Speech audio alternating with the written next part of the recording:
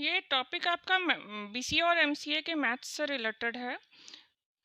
Topic is tautology. Tautology के बारे में उसका जो एक्चुअल कॉन्सेप्ट होता है that is already displayed in my previous topics videos.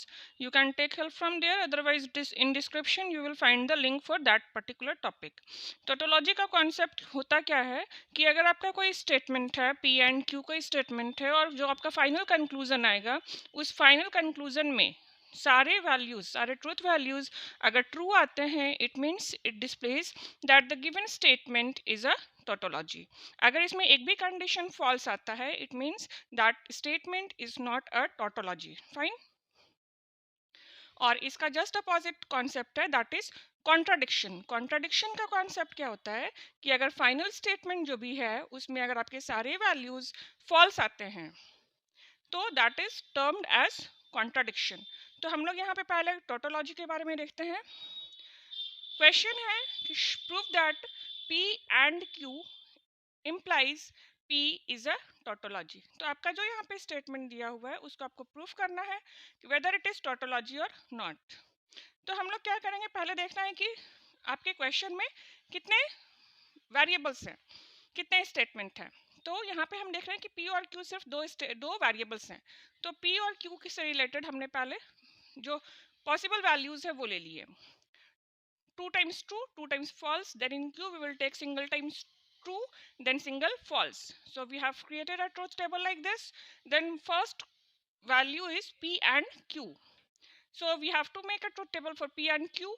And में क्या होता है कंजंक्शन में, जब P और Q दोनों स्टेटमेंट आपके ट्रू हैं then the final conclusion will be true, otherwise it will be false. तो हम यहाँ पे देख सकते हैं कि सिर्फ आपका फर्स्ट ऑप्शन में दोनों स्टेटमेंट ट्रू है, सो मैंने यहाँ पे ट्रू लिखा, और रेस्ट ऑफ द ऑप्शंस में आपके दोनों स्टेटमेंट्स ट्रू नहीं है, सो मैंने यहाँ पे फॉल्स लिख दिया।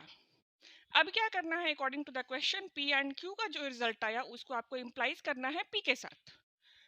तो इस वाले स्टेटमेंट को लेंगे एंड P को लेंगे, ठीक है।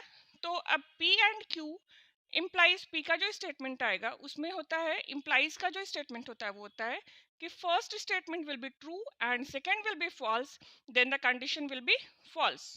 तो हमारा यहाँ पर देखो, आप फर्स्ट स्टेटमेंट ट्रू है तो ये भी ट्रू है, और बाकी में कोई भी हमारा फर्स्ट स्टेटमेंट ट्रू नहीं आ रहा है, सो our condition will not be false, so in rest of the cases our condition will be true. So we can see that P and Q implies P gives the result as true values only in all the possible conditions.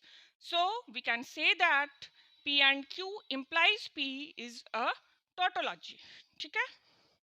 अब क्या करना है, इस concept के through आपका यहाँ पे बहुत सारे क्वेश्चंस दिए हुए हैं, जैसे if P, Q and R are three statements, prove that each of the following is a tautology। तो आपका यहाँ पे 10 क्वेश्चंस दिए हुए हैं, जिसमें से एक क्वेश्चन मैंने आपका सॉल्व कर दिया है प्रीवियस में। तो आपको टोटल 9 क्वेश्चन सॉल्व करने हैं and you have to prove that it is a tautology। Means after solving all these questions, in the final conclusion you will get all the terms as true, then it will be termed as tautology। So you can practice it according to the concept given in this video. And for tautology and what is the truth table for conjunction, disjunction, negation, everything will be link will be displayed in the description bar. Okay, so you can take help from there also, that will be very helpful for solving the questions. Thank you.